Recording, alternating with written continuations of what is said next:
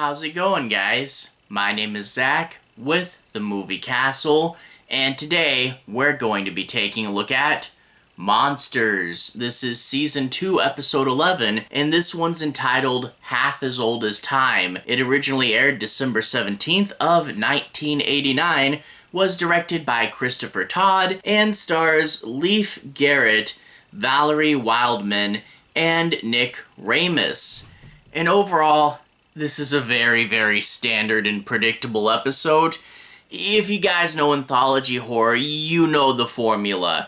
There's a guy who's dying, but he finds out the Native Americans have what's essentially the Fountain of Youth, but he's given a vague warning. Again, one of those episodes that the whole thing could be avoided if the warning wasn't so vague, but whatever, then we couldn't have a story.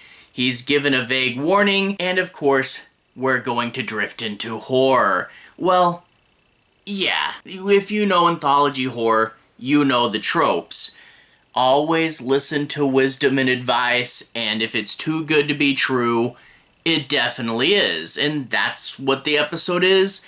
It's another one of those. It's not a bad example, but ultimately very cookie cutter, very much something we had seen before. Again, not a terrible example of it, but very, very formulaic. I will say there's the main guy, the jerk character, and then there's like the Native American who's guarding the well. They do get some back and forth lines when they get in each other's faces, and there are some interesting ideas. I will also say the final bit of this episode, when it's revealed what exactly the bad thing is, it is a really interesting idea, and it doesn't really save the episode, but it is a good dark ending to end on, so I think that was pretty fun. Overall, like I said, not a terrible episode, not the worst thing ever, but if you know Anthology horror, this is a very standard story, so okay, nothing special, but whatever, it's fine. I guess in order to talk about it further, I do want to break down and analyze the episode. I'll be avoiding the end bits and I'll be avoiding major spoilers, but I do want to take a moment and break down and analyze a few parts of it. We open up with this guy going to a house, and we get an opening shot where he steps over a turtle, I guess a symbol of nature. It pans up to the house, and as we get closer to the house, we hear rock and roll music. Anyway, he knocks on the door and a girl opens up, and it turns out this guy is her estranged father. And it turns out, despite the two not talking for a very long time, they both fell into the same field.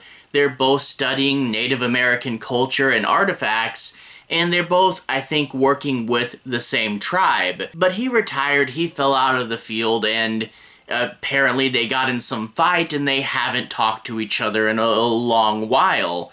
Well, why is he back? Well, it turns out he's dying. He has an inoperable brain tumor and only has a little bit of time left.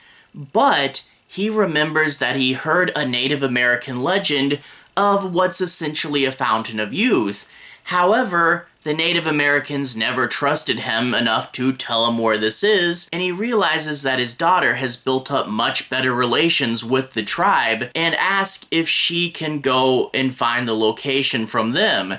And she says that would be a major betrayal of their trust, and it's probably not real anyway. But if your dad's dying, maybe you do betray their trust. And she gets the location, and the two of them go to the cave where this well is located. Yeah, we got a second location in a Monsters episode. That's a little bit of a budget there.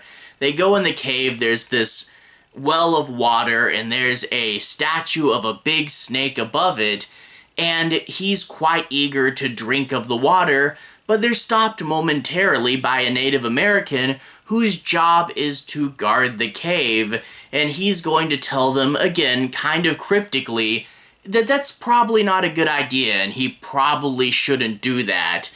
However, he ignores that and drinks the water really quickly and turns young again. And I will say now, this old guy was clearly played by a younger guy in old age makeup, and he was doing a little bit of overacting to sell it. And I'm like, why didn't they get an old actor? And then you get to this point and you're like, oh, he's going to be going from old to young, so we had to get a young guy and do old age makeup because apparently it's easier to do it that way than the other way.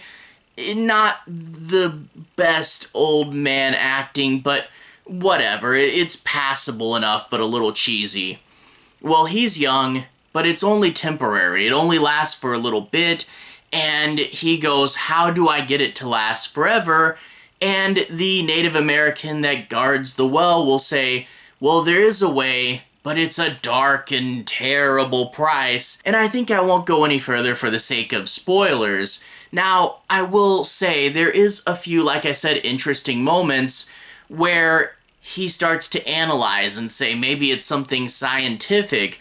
Maybe there's a mineral or a microorganism in this water. Maybe I could take a sample, study it, and then maybe bottle it and, save the whole planet from ever aging. And then you get things like the Native American and them saying, hey, why don't you drink from the water? Why don't you live forever? And he says, it's my duty, it's my act of faith to not to.